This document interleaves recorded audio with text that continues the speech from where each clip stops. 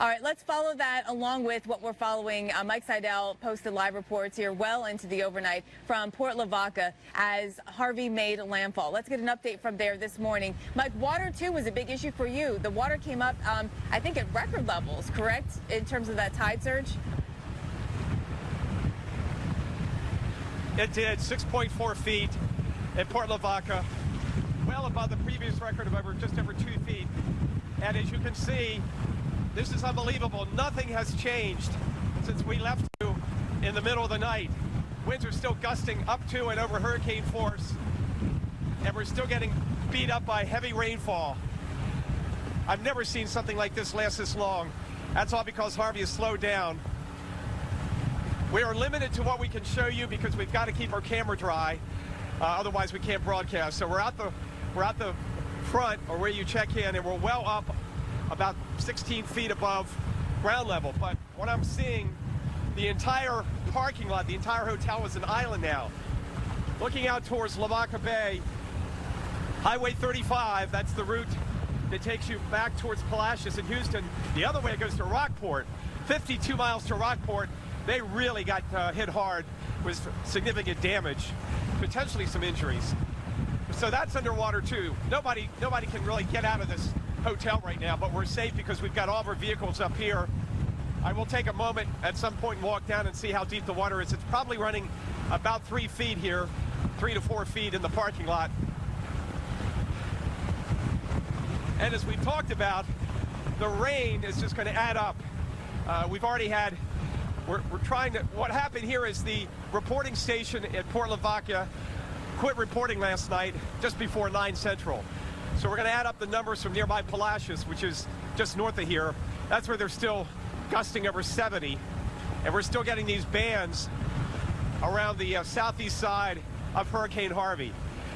No let up in sight. The wind is still onshore. And as long as it blows like this, the water's not going to back off very much. It's going to stay up and keep this hotel surrounded. So we're hunkered down here. Power is out. We've doing the best we can, charging on the car battery. Oh, it just continues on and on, unrelenting. Just amazing how this wind and this rain has lasted now over 12 to 14 hours. We've had tropical storm force wind gust since about 4 o'clock yesterday afternoon. So now we're well past 12 hours, now about 16 to 17 hours, along with hurricane force wind gust. We didn't take the eye and the inner eye wall, but we certainly got some of these outer bands. And all night long it was just roaring and the wind whistling through the hotel. The hotel's in great shape. A few leaks here and there, a little water being blown into some of the windows, but all in all the hotel's in good shape. Jen, I still can't believe how bad it still is here, considering the 60-plus tropical storms and hurricanes I've covered.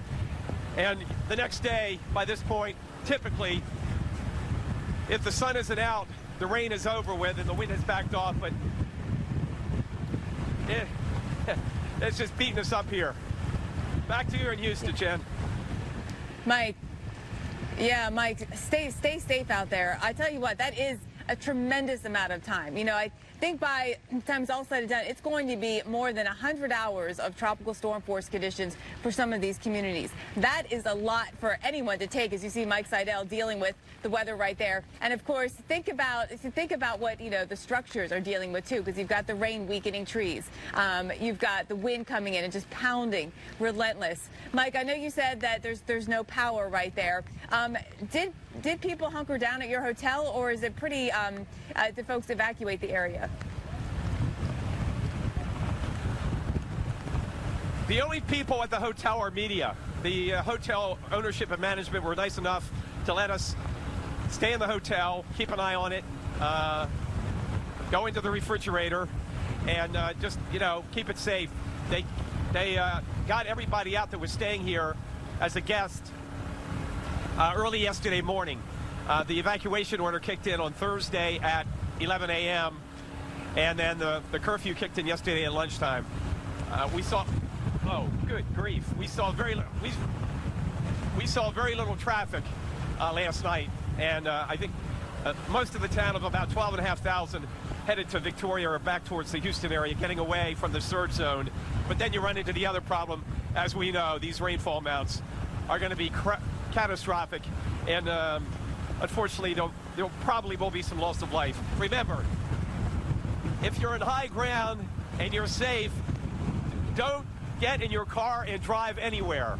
Just stay safe until the water recedes. We saw that in Hurricane Floyd back in '99. How many people lost their lives long after the hurricane made landfall and rained itself out? Jen?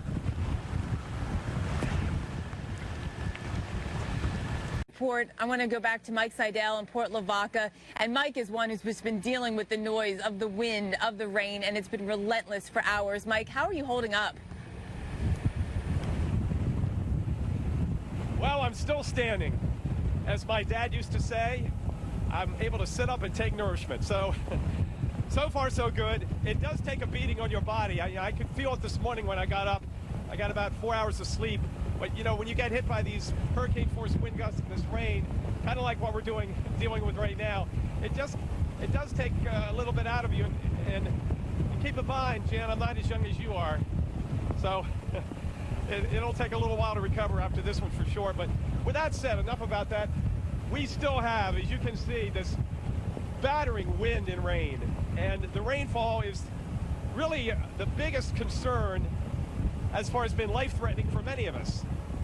Sure, the wind will take down some trees, and it did cause quite a bit of damage on the coast, but inland areas where millions live, it's going to be more about the prolific rainfalls, catastrophic totals, something we likely will have never seen as far as the widespread coverage.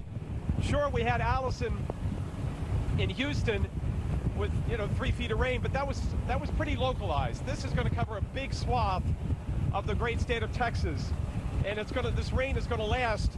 The storm is throwing on its brakes, and it's going to go nowhere fast for the next 4 to 5 days.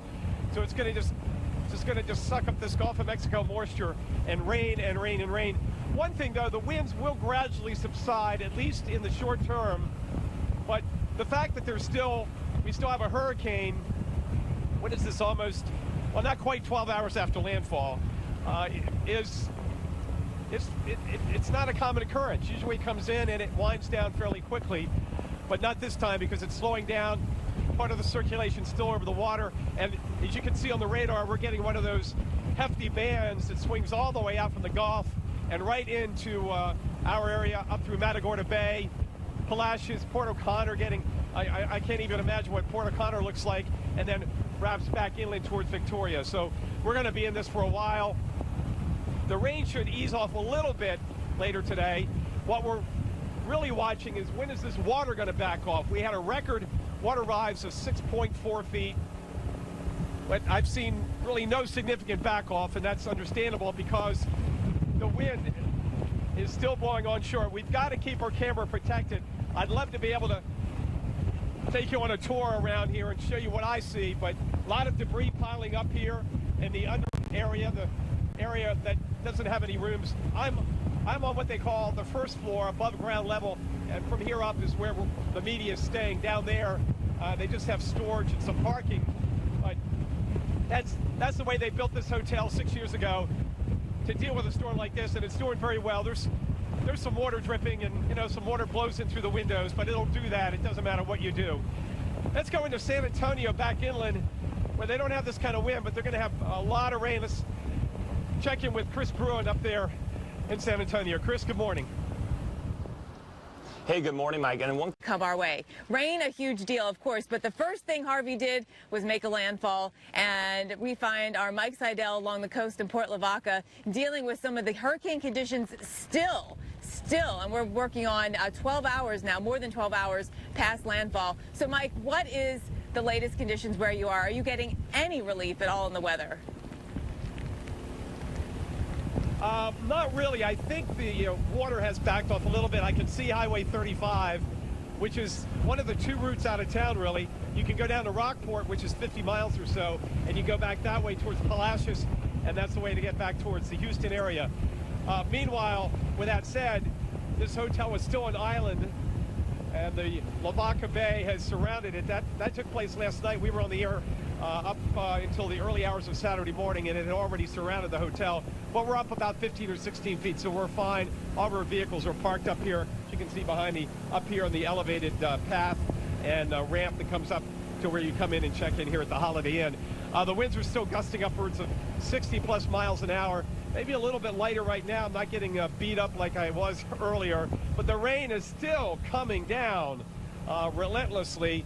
Last check, approaching 7 inches of rainfall in the Port Lavaca area. Now we're 25 miles inland from the Gulf, so you can just imagine how bad it was Port O'Connor, and we already know from visual reports and pictures how destructive this hurricane was in Rockport and Aransas Pass, Port Aransas, those areas down there where they took the eye wall, if not the eye itself, late last night as it came on shore. First Category 4 to make landfall in Texas since 1961. And that pressure down below 940 millibars. So the big thing today, Jen, is how long do these winds stay up, blowing onshore, and that is purely, certainly a direct issue with the water going down in this area. Let's go to San Antonio, where the water is likely going to come up, not from the surge, but from tremendous amounts, catastrophic rainfall predicted. Let's check in with Chris Bruin. Chris? Of this magnitude. All right, continuing our coverage, we want to take you out to some of the scenes of what's happening out there and continuing to follow, of course, the rain and what's happening here in the Houston area. I'm getting a brief break right now. As you can see, the skies have kind of brightened up. We're getting a better view of the skyline behind me. Not the case for Mike Seidel. He has not gotten a break. It is ongoing. Mike, what does it look like now? No change really here, Jen. The wind is still howling around the hotel. The water rise this morning was a record 6.4 feet.